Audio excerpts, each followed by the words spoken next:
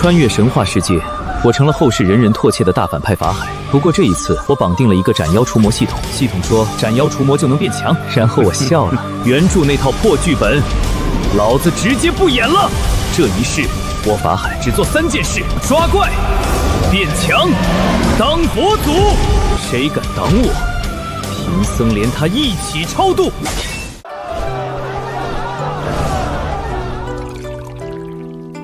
想不到出家人也会来逛青楼，还真是让奴家大开眼界呢。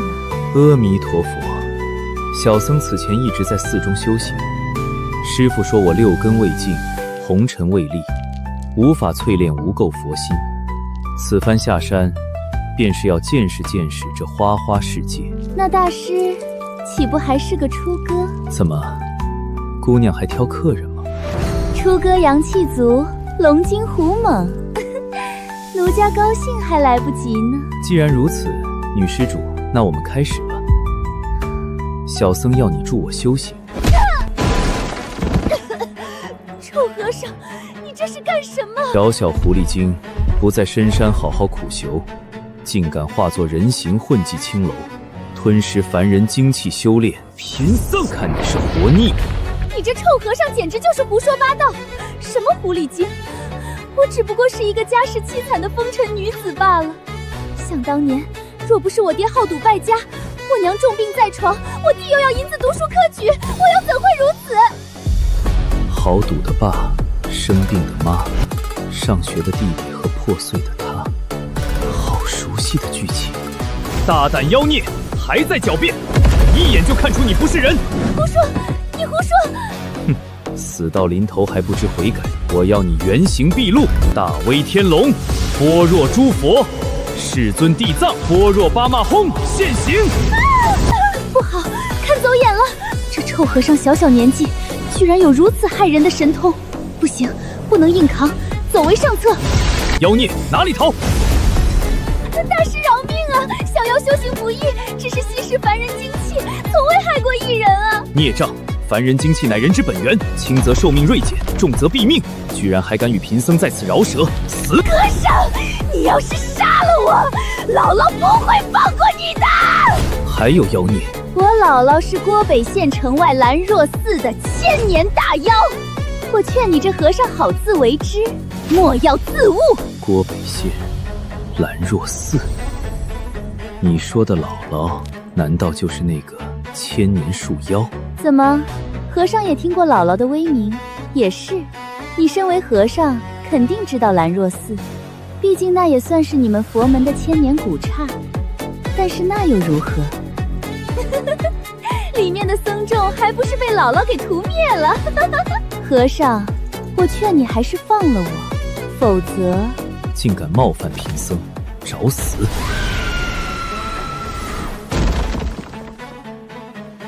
丁。检测到宿主斩杀业力缠身，为祸人间的狐狸精，奖励佛门神通佛怒红莲。下山这么久才开张，看来小僧还是要多多努力呀。兰若寺嘛，倒是个好地方。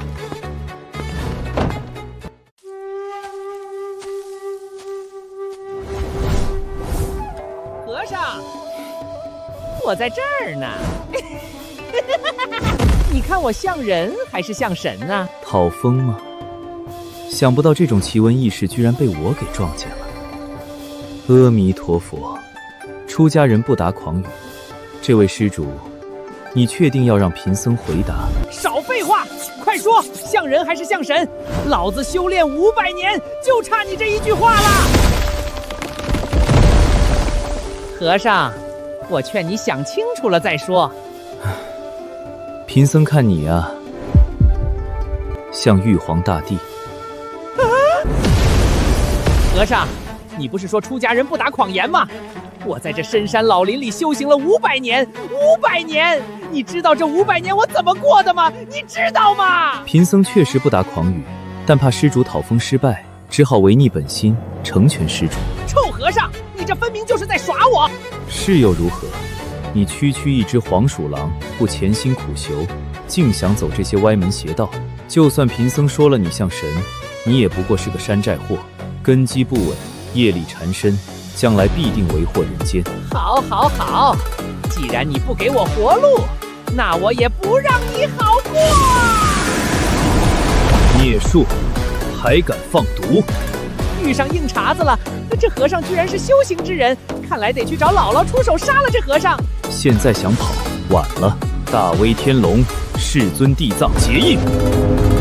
大师饶命！大师饶命啊！我再也不敢了。讨风骗风，蛊惑人心，此等妖邪，留你何用？臭和尚，你杀了我，你也别想好过，姥姥不会放过你的。又是那书经。和尚，你既然知道姥姥，我劝你还是放了我。丁，检测到宿主斩杀讨风害人的黄鼠狼，奖励佛门至宝锦兰袈裟、锦兰袈裟，唐三藏同款，倒是件好东西。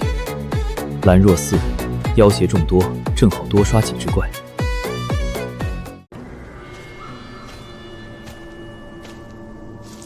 般若诸佛，地藏法眼，般若巴马轰。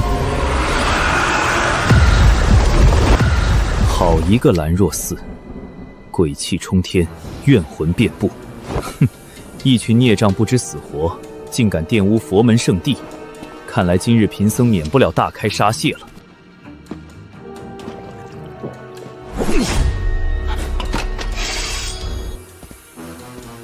原来是个和尚。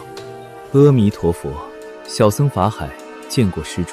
这兰若寺方圆10里荒无人烟，你一个出家人不在寺里好好念经，跑到这鬼地方做什么？那施主又为何要待在这儿？老子来这儿是为了斩妖除魔。小僧也是如此。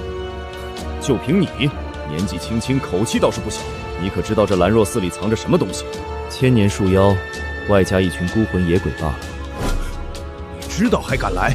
老子在这蹲了3年，都没敢轻举妄动。你难道不怕死吗？佛说，我不入地狱，谁入地狱？哼，既然你一心求死，那老子也不拦你。旁边还有一处偏殿，你今晚就去那儿落脚吧。那就多谢施主了。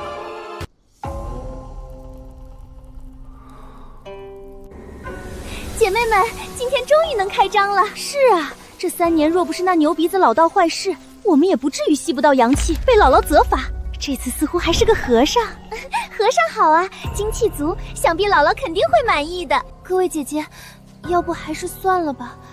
那和尚毕竟是出家人，不近美色。出家人怎么了？之前兰若寺那些佛面受心的和尚还少吗？我们可比不上你聂小倩，不但受尽了姥姥宠爱，还将你许配给了黑山妖王。别说这么多了，赶紧行动吧。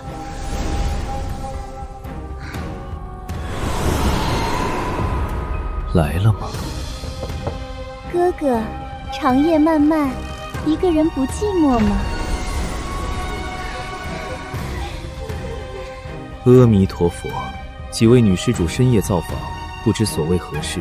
小女子见哥哥一表人才，心向往之，特来盼伴。小哥哥，你看奴家美吗？哥哥，看我，你觉得我怎么样？和尚，千万别着他们的道，他们都不是人。快去找大殿的那个道士，现在只有他能救你了。多谢施主好意了，只是施主担心错了人。哥哥，你怎么不说话呀？是不是对我们姐妹的姿色不满意？你们这些孽障真是不知天高地厚，连佛门之地也敢乱闯，真是鬼气冲天，居然还妄想诱惑贫僧，我收了你们！姐妹们，看走眼了，这个和尚是佛门修士。这和尚年纪轻轻，修为肯定不高，大家一起宰了他，把他的精魄气血送给姥姥，姥姥一定会重重奖赏我们。姐妹们，上！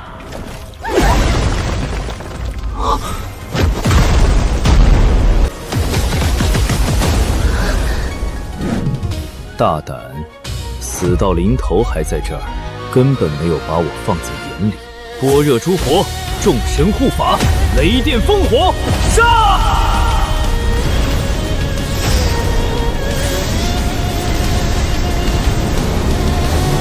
九霄天雷，杀！此紫极神殿，杀！凛冬罡风，杀！金刚火焰，杀！丁，检测到宿主斩杀助纣为魔之恶鬼，奖励佛门至宝金刚降魔杵。大师，你想干什么？阿弥陀佛，施主不必紧张，出家人以慈悲为怀，贫僧不会对你出手的。合着刚才大开杀戒不是你吗？施主，你这是在怀疑贫僧的慈悲之心吗？不，大师大慈大悲，小倩深感佩服。既然如此，那有劳施主带路，带贫僧去找那树精。大师，你在跟我开玩笑吧？出家人从不打诳语。大师，你能杀了他们，不代表你能杀姥姥。姥姥的实力深不可测，不是你能抗衡的。正所谓帮人帮到底，送佛送到西。贫僧做事从来不喜欢半途而废。可是，怎么？施主也想尝尝贫僧的慈悲为怀？大师，姥姥修行千年，法力通天，你真的有把握吗？你方才传音提醒贫僧，说明你良心未泯。若贫僧除掉这妖孽，贫僧保你投胎转世，重入轮回。投胎转世，我真的还有机会吗？阿弥陀佛，放下执念，立地成佛。苦海无涯，回头是岸。好，我信你一次，跟我来。到了，这是姥姥与姥姥的本体。好浓重的妖气，如此孽障，贫僧今日必除之。小妾，你好大的胆子！姥姥，本座养你这么多年，把你许配给黑山妖王，你就是这么报答本座的？带一个臭和尚来我的地盘，就凭这个乳臭未干的小和尚，小妾，你是觉得本座老糊涂了，还是你自己活腻了？姥姥，收手吧，你作恶多端，迟早会遭天谴的。住口！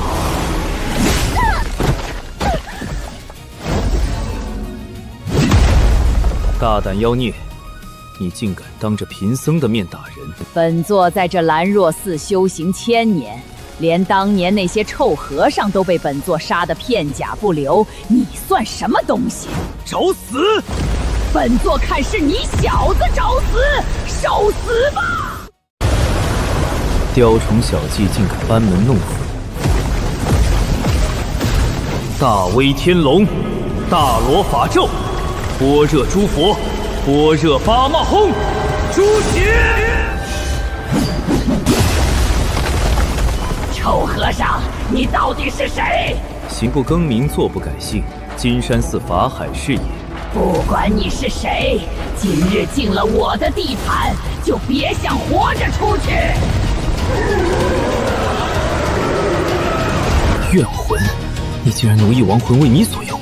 这些可都是当年兰若寺的和尚，他们的怨气被我炼化了几十年，早就成了我最忠实的奴隶。让他们陪你玩玩吧。身为佛门弟子，死后不得超生，反被妖孽驱使，可悲可叹。今日贫僧便送你们往生极乐！八臂修罗！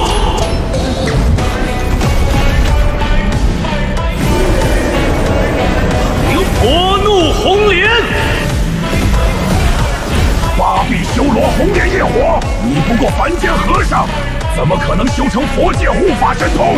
树妖，你不知道的事情还多着。妖孽，你的手段用完了，那该轮到贫僧了。休想！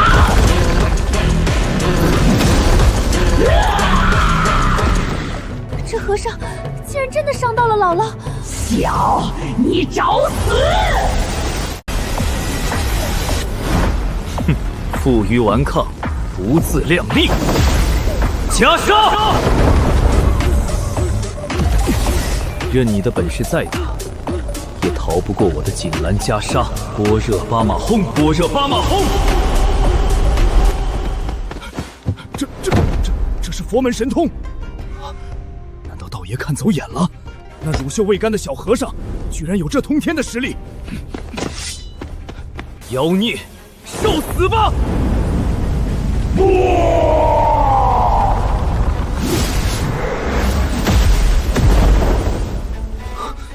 还有妖孽。是黑山妖王，黑山妖王来救我啦！黑山妖王，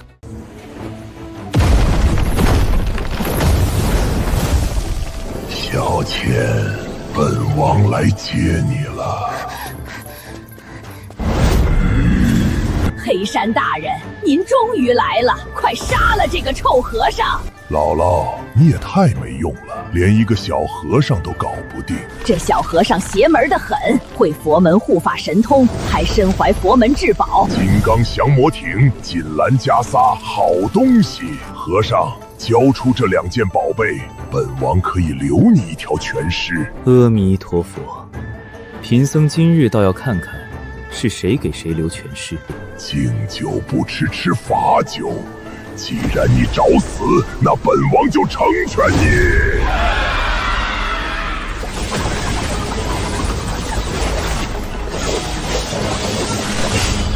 袈裟护体，有点本事。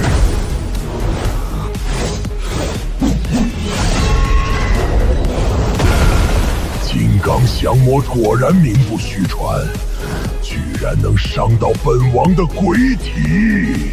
黑山大人，这和尚太邪门了，要不我们先撤吧？闭嘴！本王今日若不杀他，以后还怎么在妖界立足？万鬼噬心！如此多的冤魂，究竟害了多少无辜之人？王修行3000年，吞噬亡魂何止100万。和尚，你今日也要成为他们中的一员。孽障！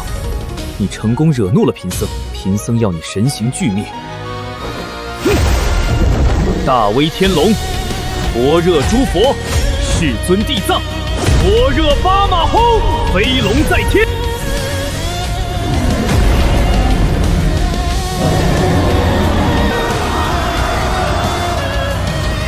不可能！一个小小的和尚，怎么可能有这神通？贫僧说过，你不知道的事情还多着呢。金龙诛邪！小和尚，道爷来助你一臂之力。好厉害的妖孽！般若诸佛，地藏法眼，般若巴马轰，显法。好机会！本王修行3000年。怎么可能死在你们手里？邪不胜正，天理糟蹋。你的死是咎由自取。还想逃？因检测到宿主斩杀罪孽深重的黑山老妖，奖励佛门神通罗汉金身。罗汉金身倒是收获不错。道爷，我行走江湖几10年，从未见过你这般厉害的和尚。年纪轻轻，佛法通天，连黑山老妖都不是你的对手。阿弥陀佛，施主过奖了。方才若非施主相助，贫僧也难以得手。别客气，道爷我帮你是应该的。这兰若寺的妖孽作恶多端，道爷蹲了3年都没敢动手，没想到被你小子一夜给端了。大师，姥姥的大师饶命啊！小妖修行1000年不易，求大师给我一条生路。你占佛门圣地，屠戮僧众，怒役亡魂，吸食凡人阳气，罪孽深重。贫僧若饶你，天理难容。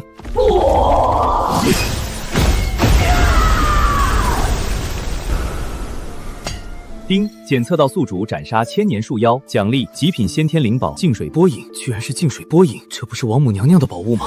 大师，谢谢你斩断我的枷锁，让我能摆脱姥姥的制约。施主，妖孽已除，贫僧这就送你投胎转世。多谢大师，大师保重。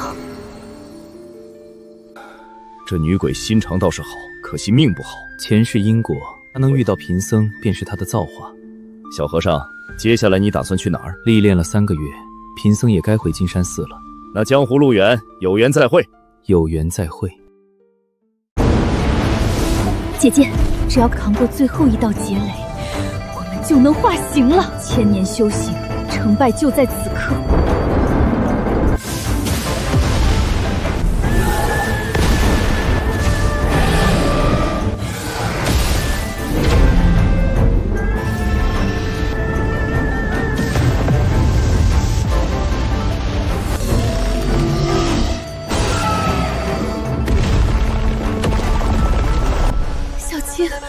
你怎么样，姐姐？我还撑得住。我们成功了！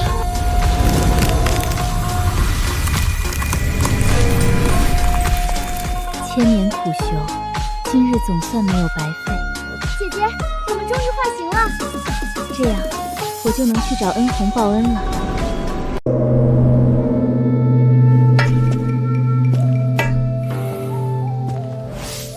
法海师兄回来了！欢迎法海师兄回寺。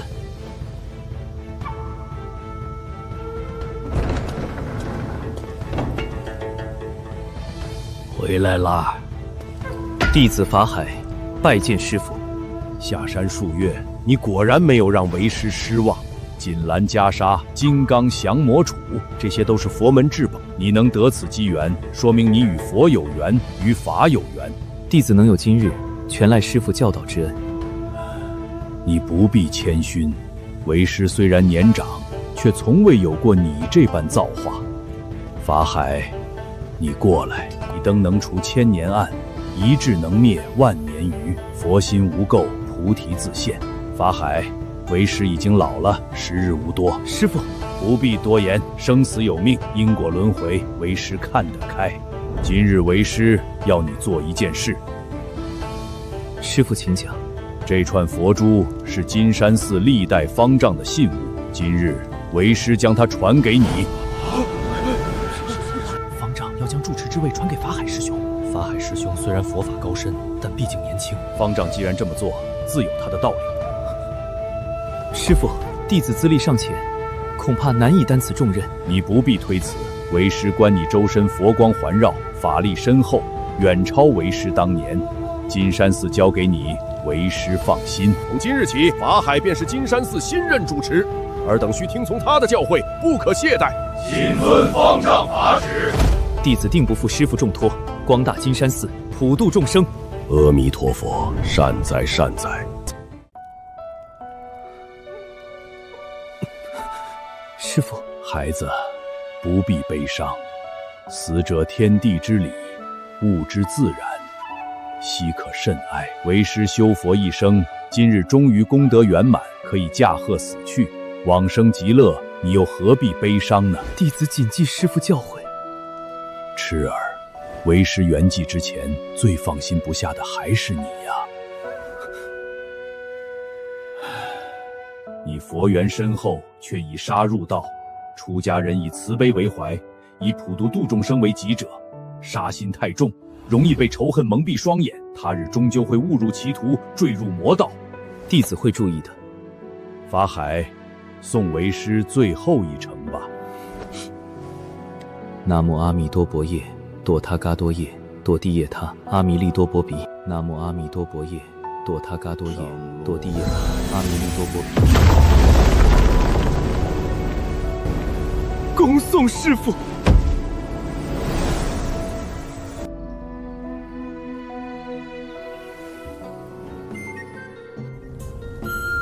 从今日起，贫僧便是金山寺住持。我等拜见方丈。只要有贫僧在一日，金山寺便不会没落。佛门弟子当以慈悲为怀，普度众生为吉日。诸位，可愿随贫僧一同守护这世间正道？谨遵方丈法旨。师父，您放心，弟子定不负所托。大师，老身特来拜佛，求佛祖保佑我儿顺利娶妻生子。阿弥陀佛，施主有心向佛，佛自庇佑，令郎定会如愿。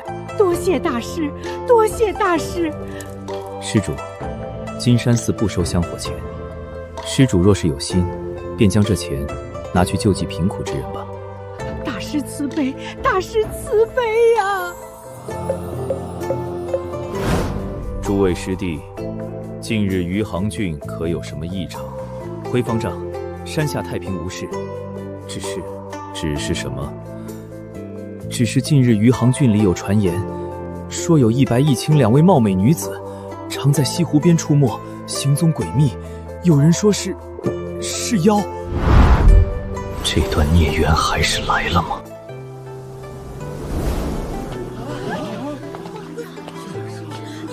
快看看，那就是传闻中的两位美人，果真是天仙下凡啊！如此惧色，怎么会是妖呢？姐姐，那些人又在议论我们了，随他们去吧。我们此行是为了寻找恩公，不必节外生枝。姐姐，你找了这么久，那个恩公到底长什么样啊？这么多年，恩公早已转世，我只记得他的气息。这无异于大海捞针啊！好强的佛门气息！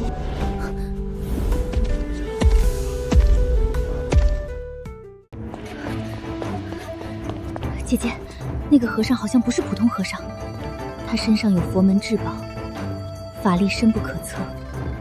我们避开他。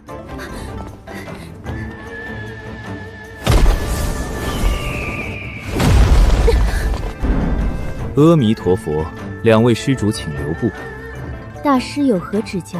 贫僧观两位施主面生异象，周身妖气缠绕，恐怕不是凡人吧？臭和尚，你胡说什么？我们姐妹是正经人家女子，什么妖不妖的？一条白蛇，一条青蛇，贫僧一眼就看出你们不是人，还要狡辩吗？大师，你佛法高深，小女子佩服。我姐妹二人虽是异类，却从未害过一人。大师身为出家人，难道要残害无辜吗？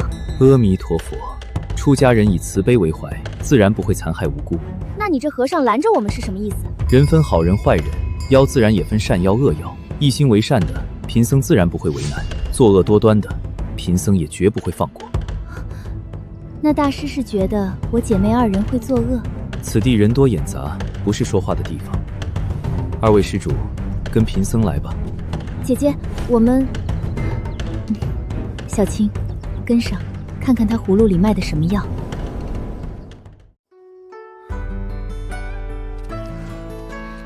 阿弥陀佛，两位施主请坐。大师有话不妨直说。贫僧听闻施主此番下山是为了寻找恩公，报千年之恩。大师如何知晓？山人自有妙计。施主想好怎么报恩了吗？臭和尚，你管得太宽了吧！我姐姐要如何报恩，那是她的事，与你何干？贫僧身为佛门弟子，以普度众生为己志。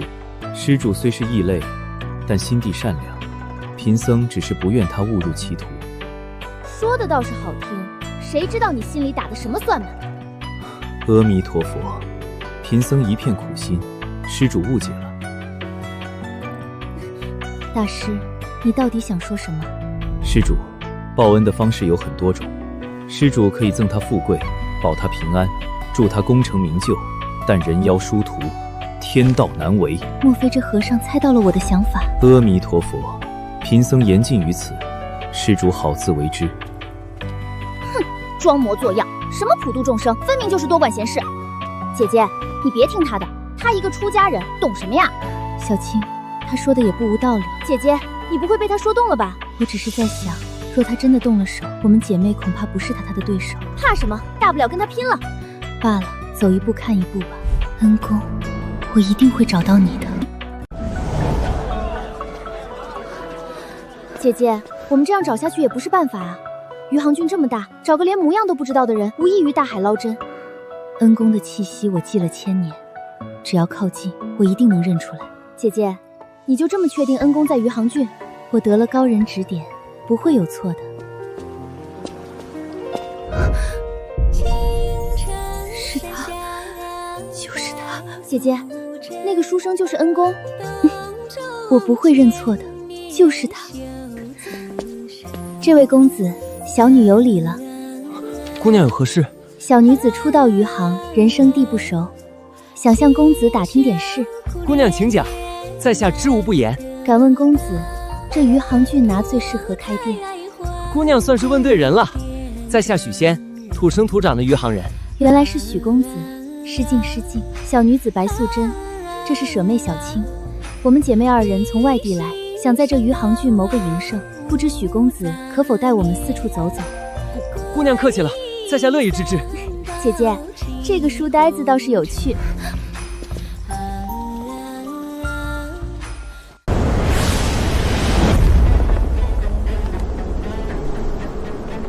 紫君心动，贪芒移位，七杀暗淡。东南方有妖气升腾，与红尘之气纠缠不清。般若诸佛，天眼通明，般若巴马轰！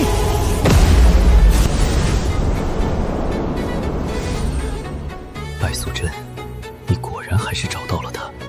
许仙，这一段孽缘，终究还是开始了。不过，现在还不是时候。白素贞虽有报恩之心，但尚未行差踏错。贫僧若此时出手，反倒显得不近人情。等他真正动了凡心，再做计较也不迟。阿弥陀佛，善哉善哉。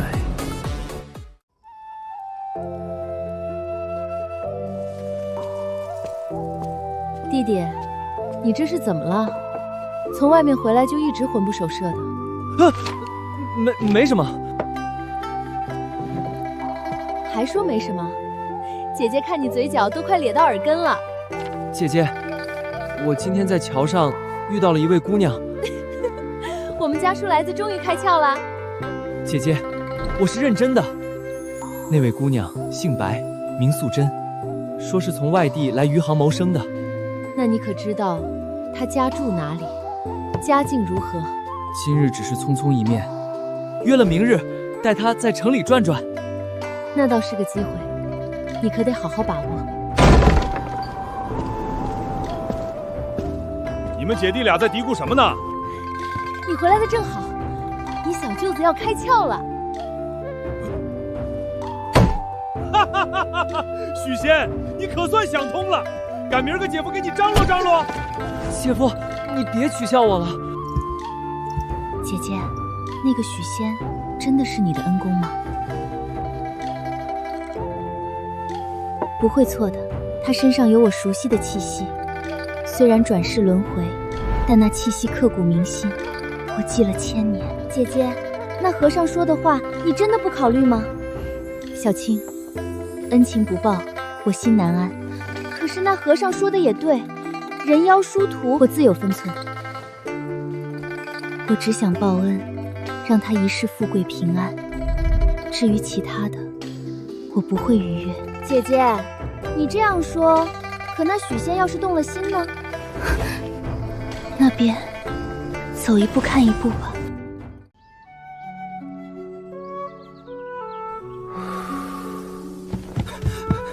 方丈，方丈，何事惊慌？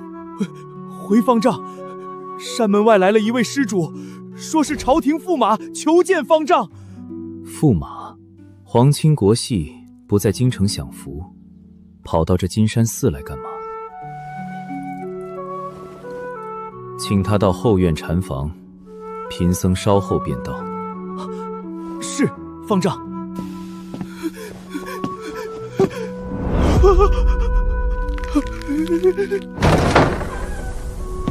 大师，救命啊！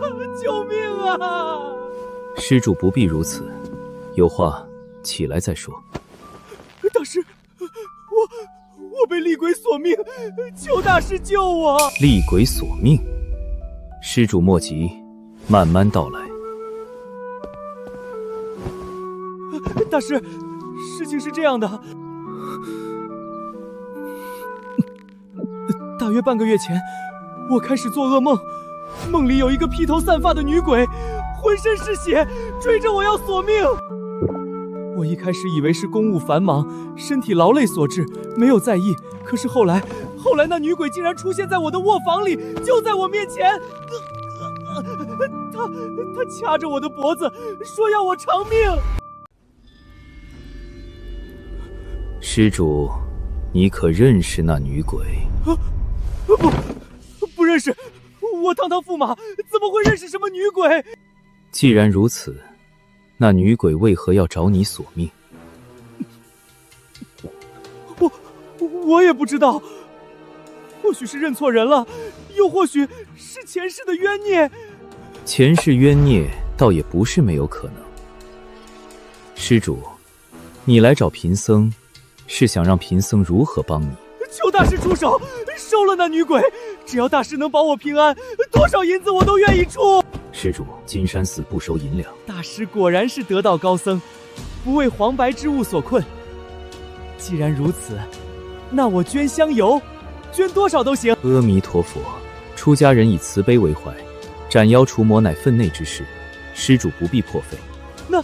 那大师这是答应了？贫僧暂时还无法跟施主去京城，因为眼下于豪郡还有一桩大因果未处理。大师，那我现在怎么办？那女鬼一日不出，我一日难安啊！施主若是不嫌弃，可以在金山寺暂住一段时间。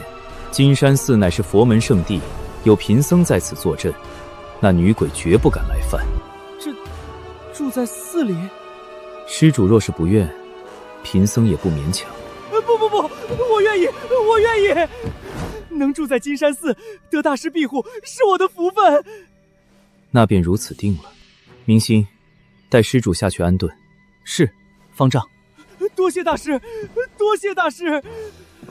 阿弥陀佛，施主客气了。方丈，弟子已将王施主安排至西院厢房。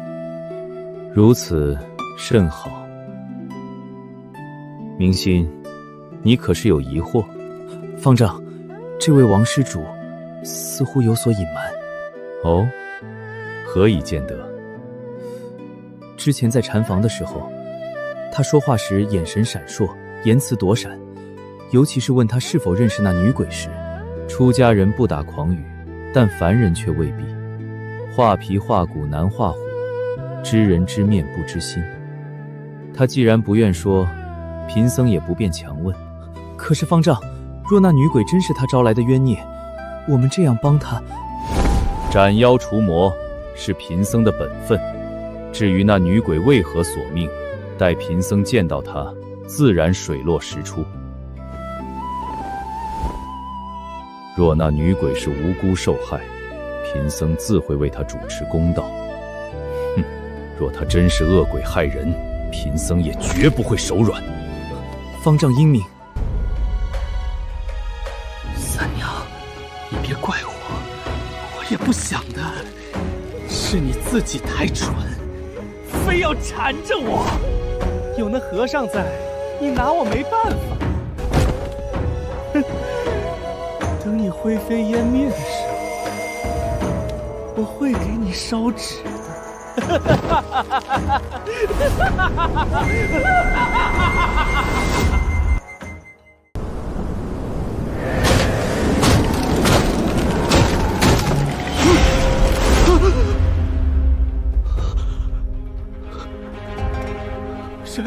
谁在外面？没事的，这里是佛门圣地，他进不来的，进不来的。王安旭，你以为躲进寺庙，我就拿你没办法了吗？你负了我的心，还想全身而退？王安旭，我活着的时候你骗我，我死了你也别想摆脱我。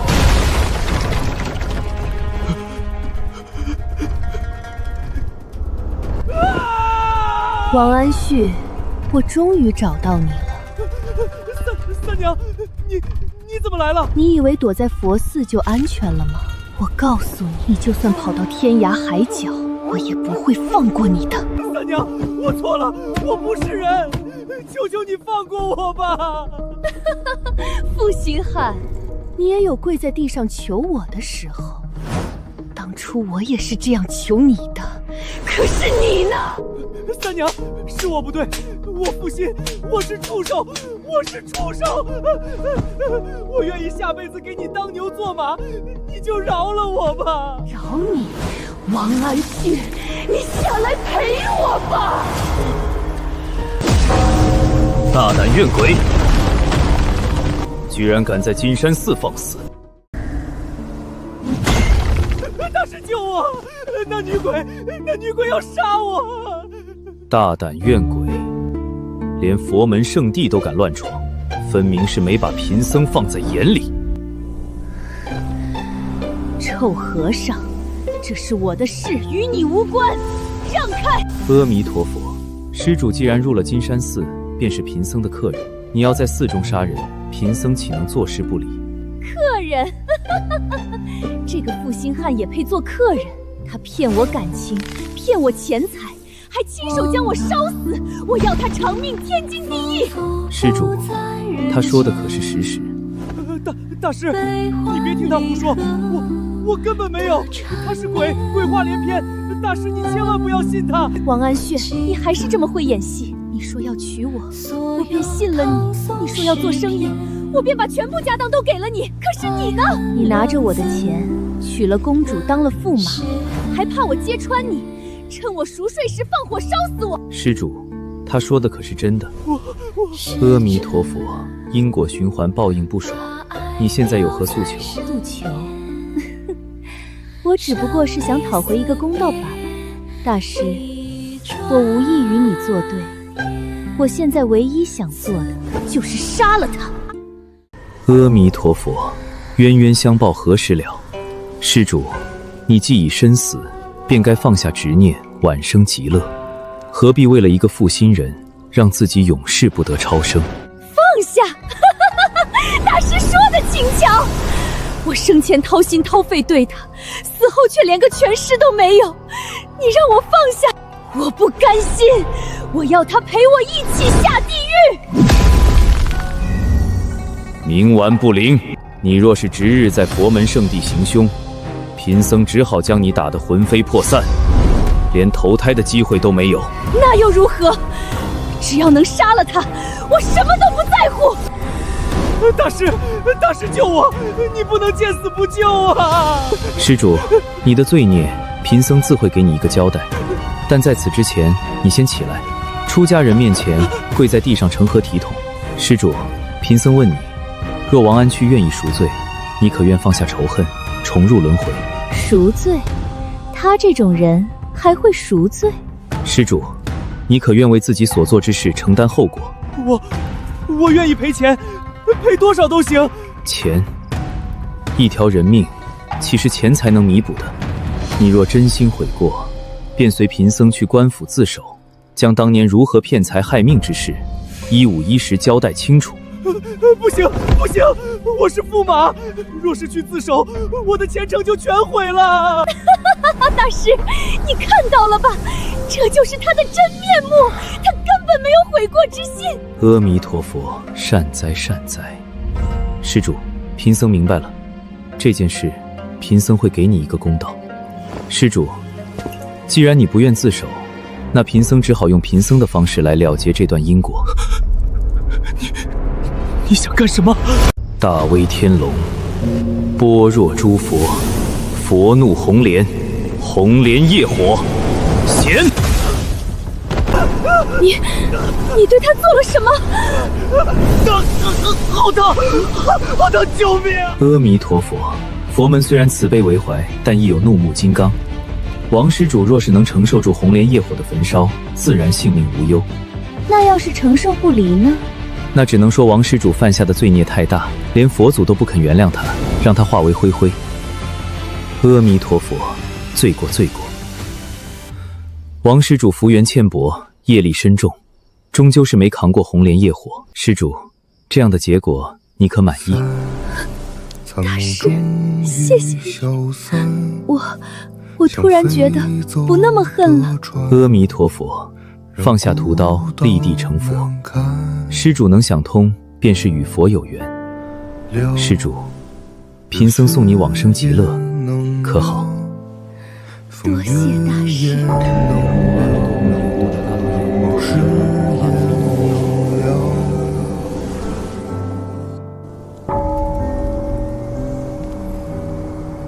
丁，检测到宿主度化怨鬼梅三娘，助其放下执念，往生极乐。奖励：佛门神通如来神掌。如来神掌，难道就是在镇压齐天大圣的那门神通？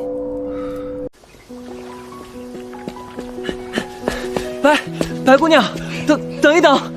许公子，何事如此匆忙？白姑娘，这是我在郊外采摘的野花，虽不及姑娘美貌万一。多谢许公子，花很香。白姑娘，自从那日相遇，我便对姑娘一见倾心。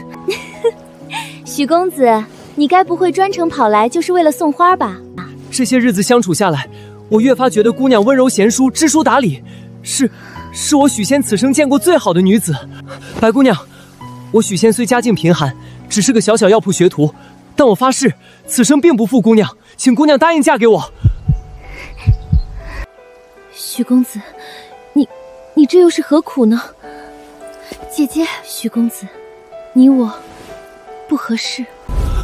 白姑娘，你说什么？我说我们不合适，你值得更好的人，不是我。白姑娘，是不是我哪里做的不好？你说，我改。是不是你觉得我穷？我可以去考功名，我可以去经商，我什么都可以做。不是你的问题，是我的问题。许公子，有些事你不懂。姐姐，要不你就告诉他吧。白姑娘，我明白了，是我太唐突，冒犯了姑娘。等等，白姑娘，你改变主意了。许公子，你若真想娶我，须得答应我一个条件。什么条件？姑娘请说，就算让我上刀山下火海，我也绝不后悔。我要你离开余杭，跟我回巴蜀峨眉山。去峨眉山？对，你若真想娶我，便得随我回峨眉山。从此我们在山上居住，不再过问红尘之事。你可愿意？姐姐，你这条件也太狠了吧！我愿意。你说什么？我说我愿意。余杭虽是我故土，但若无你，这里也不过是一座空城。既然你要我随你去峨眉山，那我便去。你可想清楚了？去了峨眉山，你便再也见不到你的姐姐、姐夫，再也回不了余杭。我想清楚了，只要能和姑娘在一起，哪里都好。好，姐姐啊姐姐，你可知道，这书生跟咱们回峨眉山以后知道了真相会怎样？不过也好，离开余杭至少能摆脱那个臭和尚，能少掉一个大麻烦。白素贞，你竟要带许仙回峨眉山？若真让你们去了峨眉山，这段孽缘便更难了断了。我已经给过你机会了。阿弥陀佛，看来贫僧不能再等下去了。白素贞，你既然执意要用以身相许来报恩，那贫僧便陪你走这一遭。白素贞，贫僧来了。弟弟，你说什么？你要离开余杭去峨眉山？姐姐，我已经决定了。胡闹！你好端端的余杭不待，快去那鸟不拉屎的峨眉山做什么？姐夫，我要娶白姑娘为妻，她家在峨眉山，我自然要随她去。那你们可以在余杭成亲啊，为什么要去峨眉山？姐姐，这是白姑娘的条件，我既然答应了她，便不能反悔。弟弟，你可想清楚了，去了那么远的地方，姐姐想见你一面都难啊。姐姐，我已经长大了，总要成家立业的，你放心，我会常写信回来的。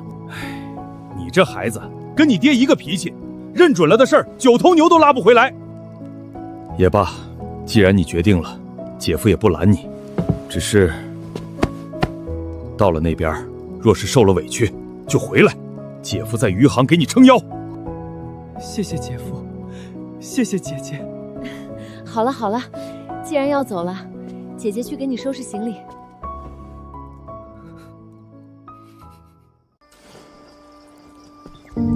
姐姐，你真的要带许仙回峨眉山？可是那和尚说过人妖殊途。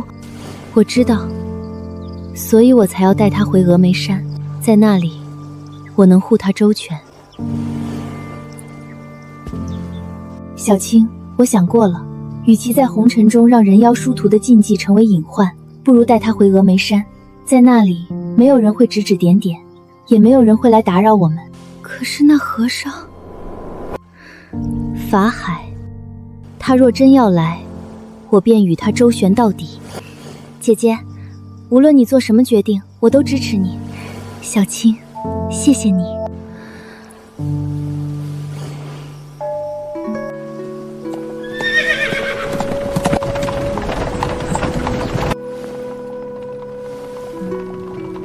白姑娘，你家在峨眉山何处？在山中深处一处清幽之地，到了你便知道了。那家中还有何人？只有我和小青，父母早已不在了。抱歉，我不该问的。无妨。姐姐，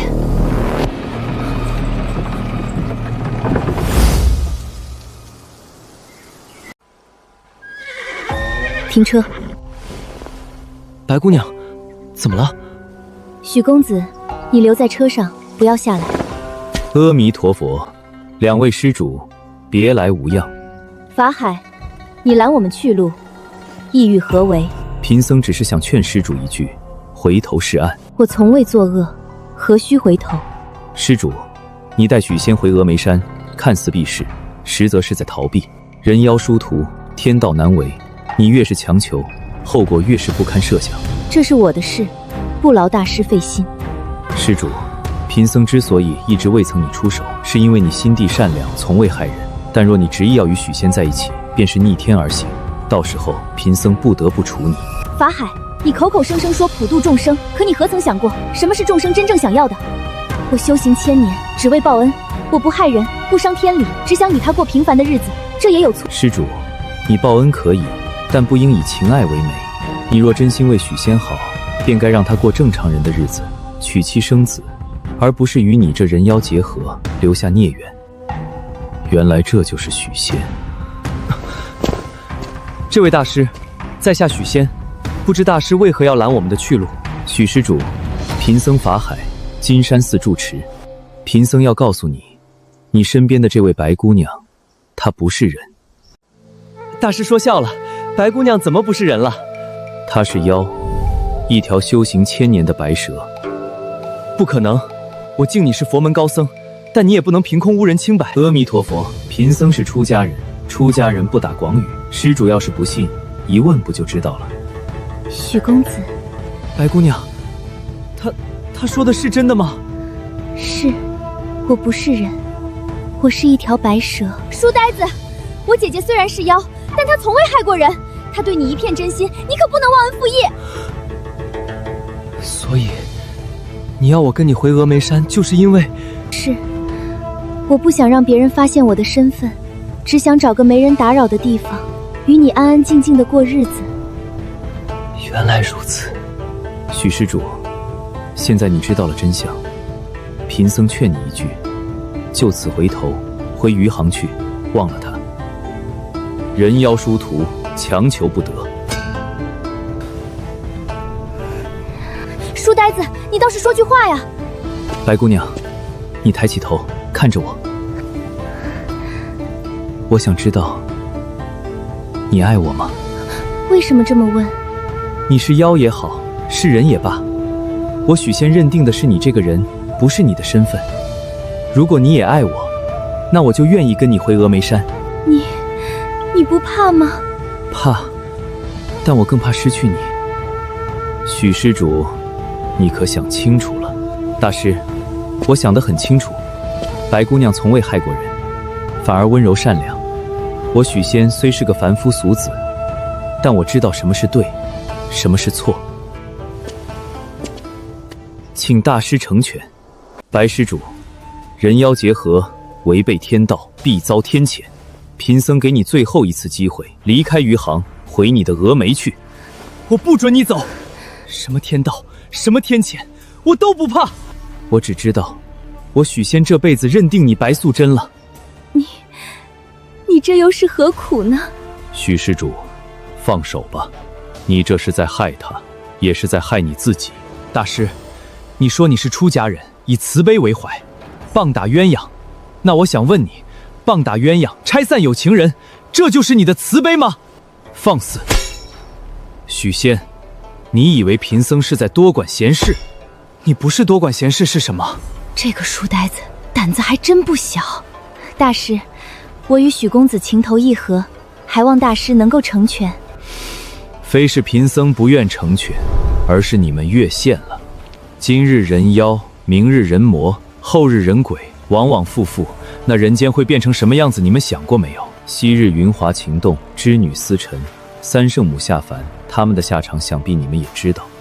为了你们的小爱，破坏人间的秩序，你觉得贫僧会放过你们吗？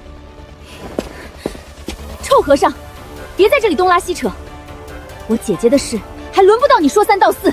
既然你们执迷不悟，那贫僧只好用强了。小青，带许公子走。是，姐姐。书呆子，快走！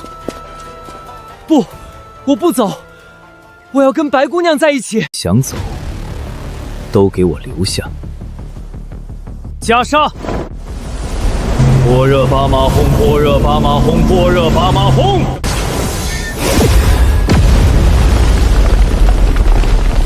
看来你真的铁了心要跟贫僧作对了。大师，我不想与你为敌，但若你要拆散我们，我绝不答应。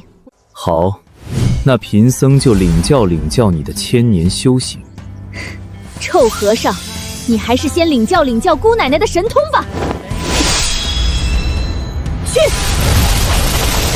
雕虫小技竟敢班门弄斧，大胆妖孽！我要你原形毕露！大威天龙，大罗法咒，世尊地藏，般若巴马轰，飞龙在天。这和尚是从娘胎里就开始修炼的吗？怎么会这么强？公子，你躲远一点，法海法力高强，小青恐怕不是对手，我得去帮他。白姑娘，那你小心点。妹妹，我来帮你。姐姐，我们一起出手。好。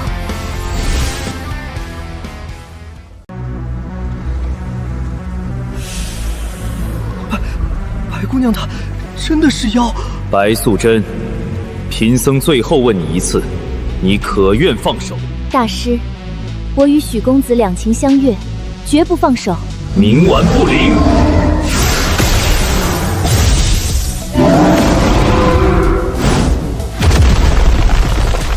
姐姐，哼，罗汉金身。这和尚开挂了吧？神通也就算了，肉身竟然也这么强。降龙罗汉拳！就这点本事，也敢跟贫僧叫板？要不是贫僧念在你们姐妹二妖尚未作恶，否则早把你们打成灰灰了。臭和尚，要杀就杀，少在这里假慈悲。妹妹，贫僧今日不杀你们，是念在你们修行千年不易，且从未害过人。但若你们执迷不悟，下次见面，贫僧绝不会手下留情。你别过来！许施主，你现在看到了，你心爱的白姑娘不过是一条蛇妖。她是妖，可她对我……你放开我！许公子，白姑娘，白姑娘！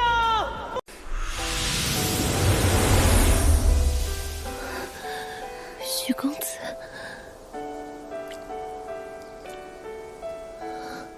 姐姐，那臭和尚把书呆子带走了，我知道。姐姐，我们怎么办？恢复功力，去金山寺救许公子。可是那和尚太厉害了，我们根本不是他的对手。不管多难，我都要救他。许公子，你等我，我一定会来救你的。检测到宿主维护三界法度，阻止人妖相恋，奖励佛门至宝12品功德金莲。阿弥陀佛，看来贫僧所作所为，佛祖他老人家都看在眼里。放开我！你们这些和尚凭什么抓我？我又没有犯法。老实点。许施主，贫僧不是抓你，而是在救你。救我？你拆散我和白姑娘，这叫救我？许施主，白素贞是妖，你是人，人又如何？妖又怎样？我就算死，也要跟白姑娘在一起。许施主，你可知，若你执意与白素贞在一起，会有什么后果？什么后果我都认了。你当和尚当疯了，见不得我和白姑娘相爱。放肆！许仙，贫僧看你是失了智，迷了心。你知不知道，若是放任你和白素贞结合，那以后人世间的妖孽是不是都可以找凡人结婚生子？这里面有多少妖孽居心叵测，又有多少妖孽鱼目混珠，你分得清吗？你以为贫僧是在多管闲事，但今天放你一马，明天又给别人一条退路，长此以往，人间还是人间吗？法海，你到底想说什么？许施主，白素贞对你一片真心，贫僧不否认。贫僧阻止的从来都不是你们相爱，而是你们罔顾天道人伦的人妖之恋。难道我和白姑娘再也没有可能了吗？那倒也未必。大师，你这话是什么意思？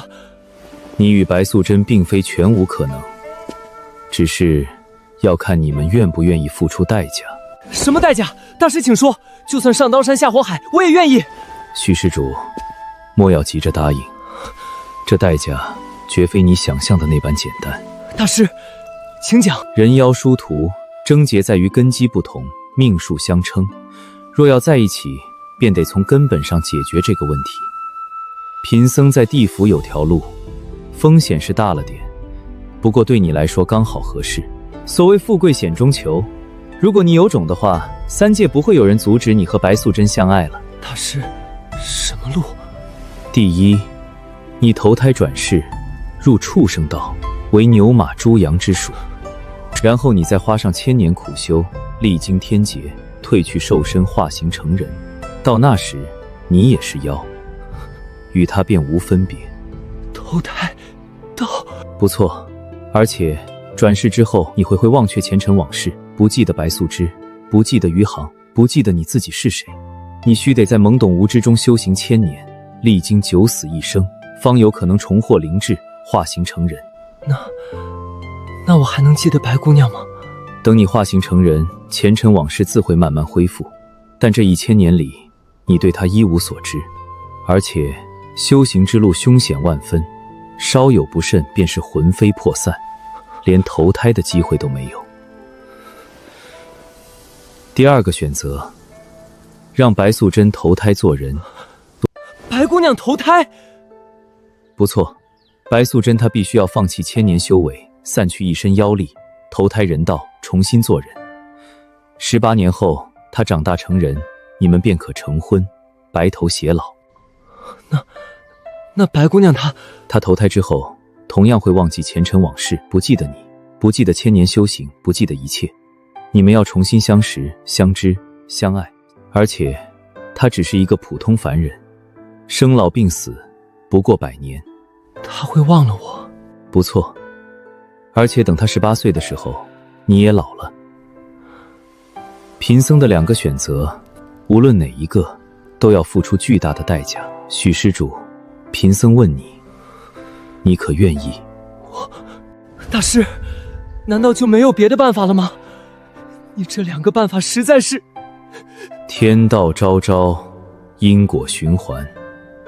你们想要逆天而行，便得承受相应的代价。贫僧能给你们指2条路，已经是看在白素贞从未作恶、心地善良的份上了。大师，我能跟白姑娘商量一下吗？自然可以，这是你们2个人的事，理应由你们一起决定。不过在白素贞养好伤之前，你得先在金山寺住下。多谢大师。贫僧你们指2条路，已经是在白素贞从未作恶、心地善良的份上了。我能跟白姑娘商量一下？自然可以，这是你们2个人的事，理应由你们一起决定。许施主，好好想想吧。无论你选哪一条路，都开弓没有回头箭。白姑娘，我该怎么办？白素贞、许仙，贫僧能做的只有这么多了。至于你们如何选择，便看你们自己的造化了。阿弥陀佛，善哉善哉。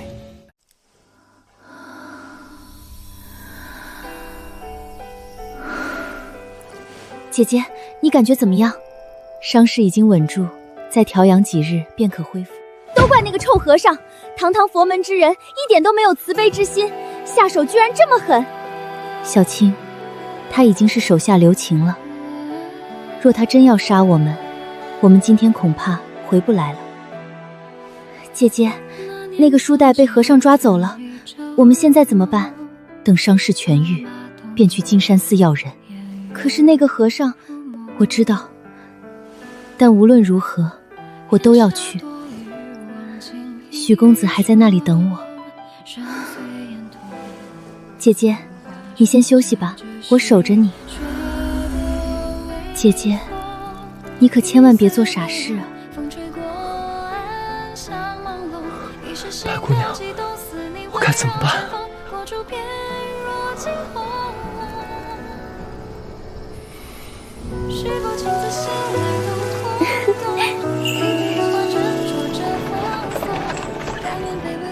白姑娘，无论付出什么代价，我都不会放弃你。可是，我该选哪一条路呢？投胎为妖，还是让白姑娘投胎做人？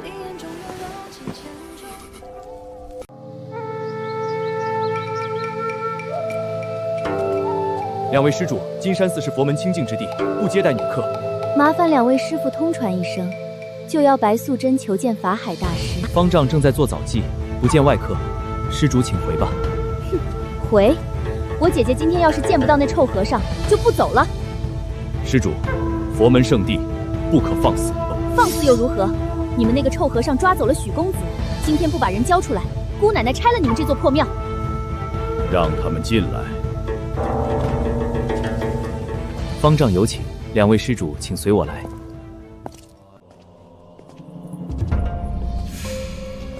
施主，你的伤好的倒是快。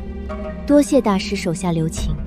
贫僧说过，念在你们姐妹尚未作恶的份上，不会赶尽杀绝。施主今日前来，所谓何事？大师明知故问，我来接许公子回去。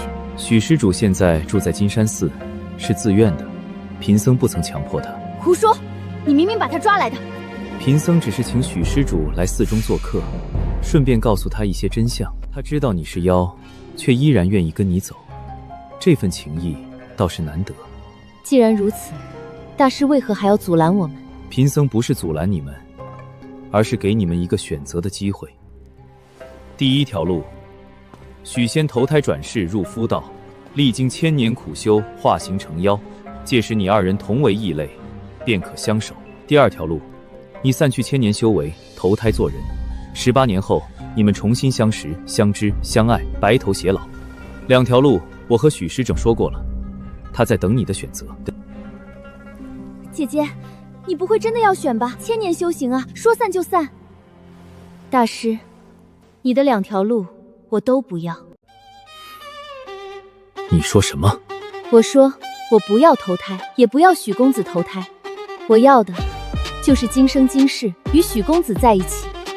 施主，你这是在痴人说梦。大师，你说天道难违，可天道是什么？天道就是让有情人不能终成眷属吗？我修行1000年，从未害人，只想报恩，这有什么错？你报恩没错，但你不该以情爱为媒，人妖殊途，这是天道。大师，我最后问你一次，你放不放许公子？不放。既然如此，那便得罪了。放肆！你们不是他们的对手，退下！白素贞，你竟敢在佛门圣地动手！大师不肯放人，我只好自己来取。姐姐，跟这臭和尚废话什么？直接打！哼，袈裟！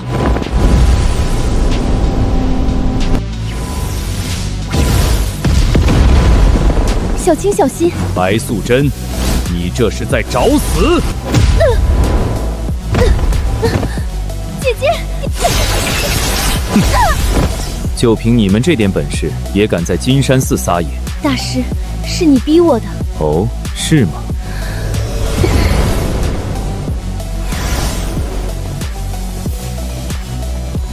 大师，我再问你一次，放不放许公子？不放。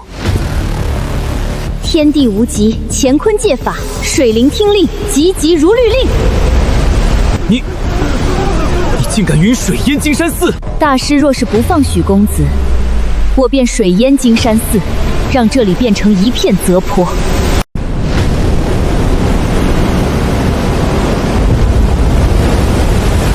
白素贞，你疯了！水淹金山寺，你知道这会害死多少无辜百姓吗？大师，我不想害人，我只想要许公子。只要你放了他，我立刻退水。你这是在威胁贫僧！大师若是这么想，那便是了。白素贞，贫僧原本念你修行千年不易，处处手下留情，没想到你竟如此不知好歹，为了一个男人不惜生灵涂炭。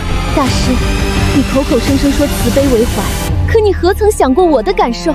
我修行千年，只为报恩，如今恩人就在眼前，你却要生生拆散我们，这公平吗？天道如此，何来公平不公平？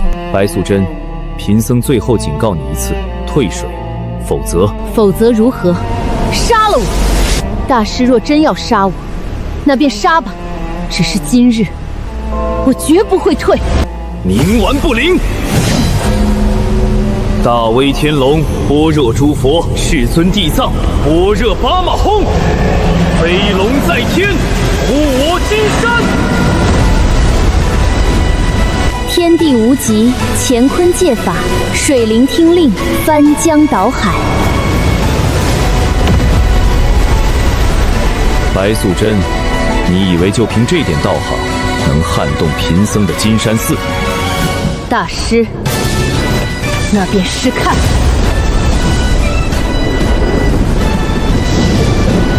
水漫金山。方丈，水来了！白素贞，你这是要跟贫僧拼命吗？大威天龙，大罗法咒，般若诸佛，般若巴马轰！移山！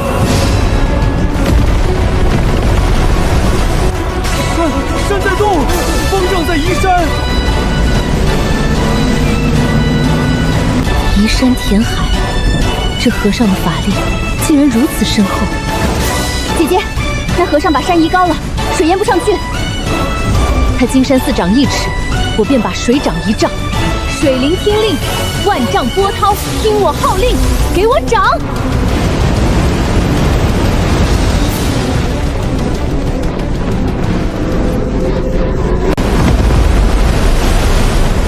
方丈，水又涨上来了！白素贞，你这是要逼贫僧动真格的了。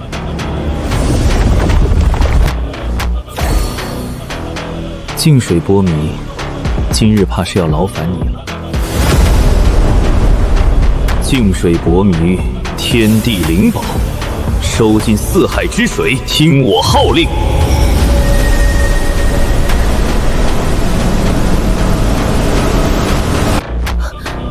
那是什么宝物？姐姐，那钵盂在吸江水。水灵听令，稳住！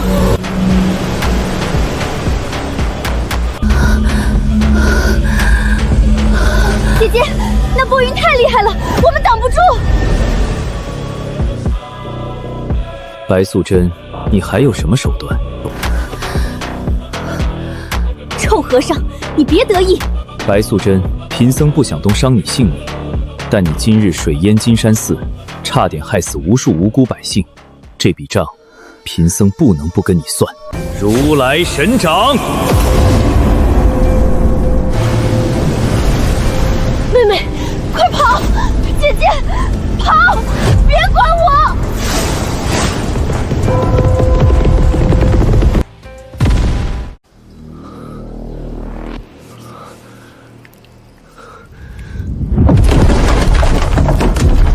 怎么回事？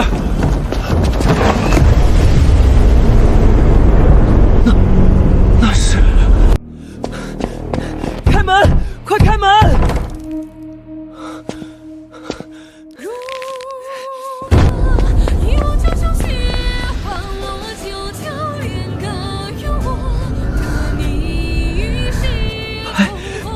白姑娘，许公子，白姑娘！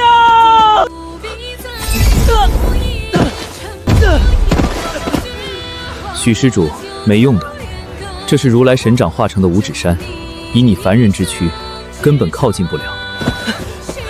大师，我求求你放过白姑娘吧，她不是故意的，她只是为了救我，求求你！许施主，白素贞水漫金山，差点害死无数无辜百姓，这等业力岂能轻易放过？大师，你说过出家人以慈悲为怀，难道就不能网开一面吗？贫僧已经网开一面了，若非念在他修行千年不易，蕴含善心，今日他早已魂飞魄散，岂只是镇压这么简单？那要镇压多久？500年。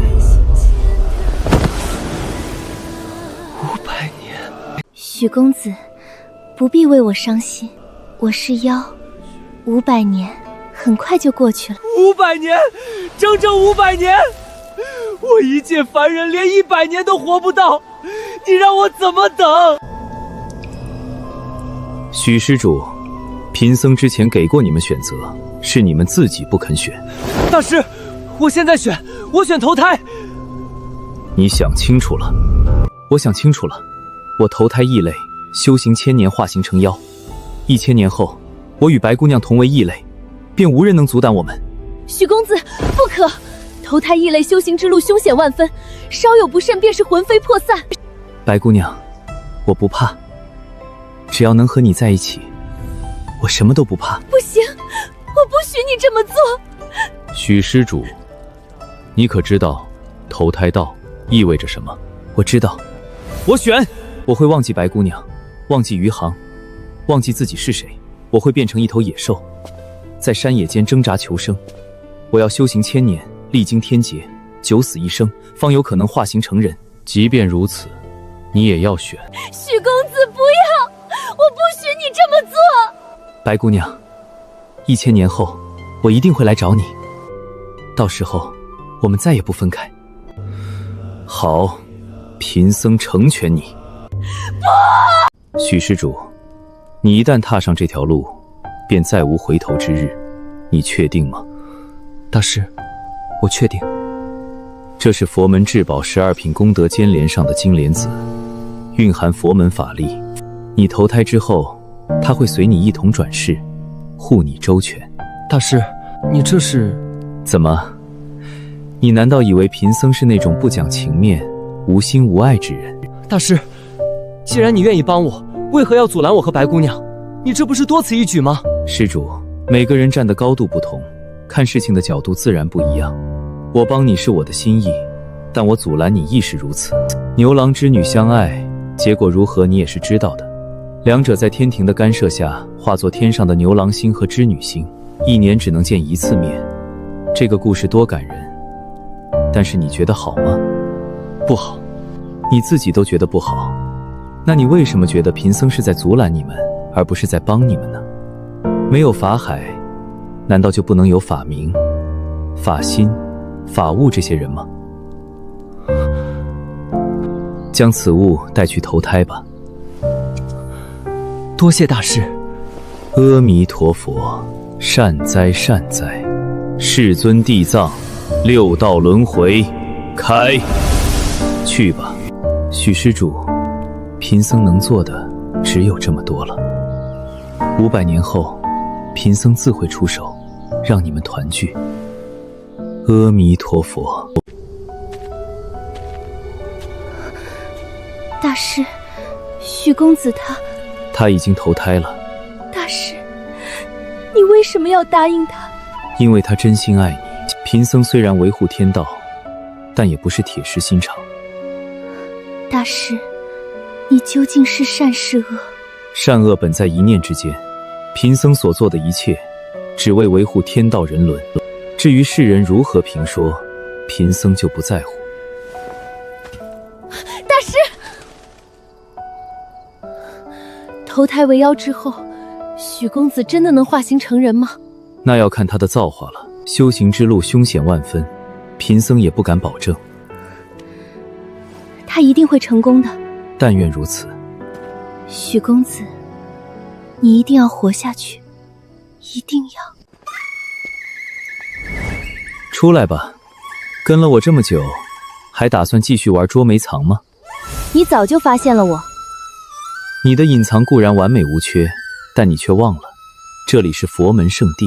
既然不放，那就别怪我不客气了。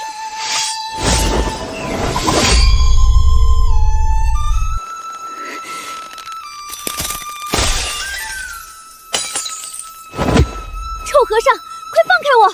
小青姑娘，出家人以慈悲为怀，但亦有怒目金刚。贫僧劝你安分一点，否则……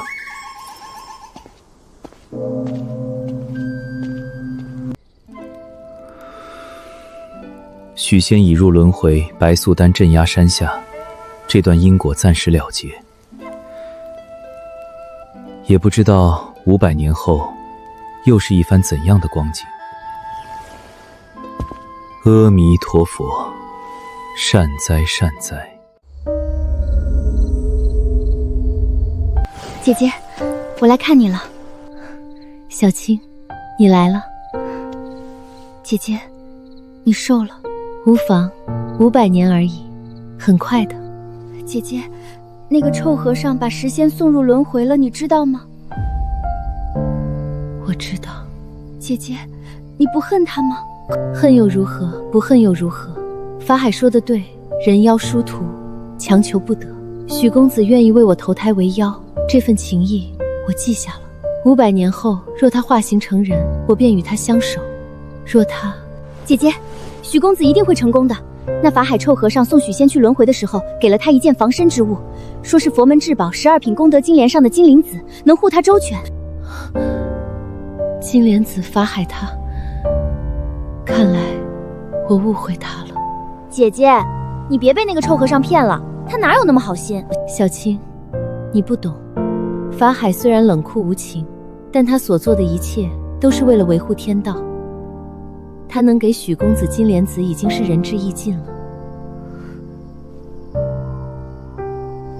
小青，你也要好好修行，别到处惹事。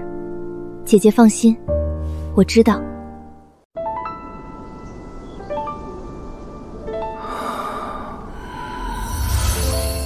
500年，我终于化形成人了。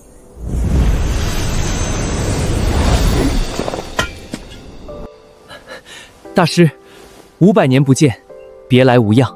500年修行，历经9死1生，你终于成功了。贫僧没有看错人，多亏大师赐我金灵子，否则我早已魂飞魄散。金灵子已与你的魂魄为为一体，从今往后，你是半妖半佛之体，不在3界内，跳出5行中。莫说与白素之相守，便是长生久世，也非难事。走吧，有人在等你。姐姐，500年快到了，许公子他成功了。我昨日去峨眉山，看到他已化形成人。他真的成功了。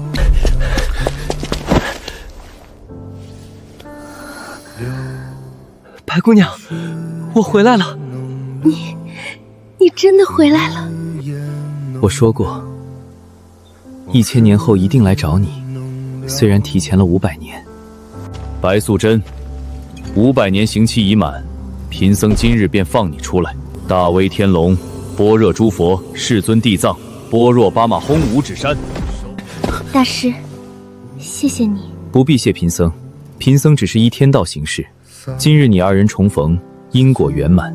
大师，当年若非你阻拦，我也不会走上这条路，也不会有今日。大恩大德，没齿难忘。你们能明白贫僧的苦心，便足够了。从今往后，好自为之。姐姐，那个臭和尚好像也没那么讨厌了。是啊，他从来都不是坏人。白姑娘，我们回家吧。好，回家。丁，检测到宿主完成人妖情缘因果链，祝许仙化形成人，祝白素贞解脱镇压，促成因果圆满。奖励当前功德总值为999999点，还差1点功德即可成就佛祖果位。还差1点吗？阿弥陀佛，贫僧修行1000年，斩妖除魔，普度众生，不为成佛，只为心中正道。若苍生安宁，贫僧不成佛又何妨？法海，你心存慈悲，心怀苍生，功德圆满。今日赐你金莲一朵，成就佛祖果位。弟子法海叩谢佛祖。师父，弟子没有辜负您的期望。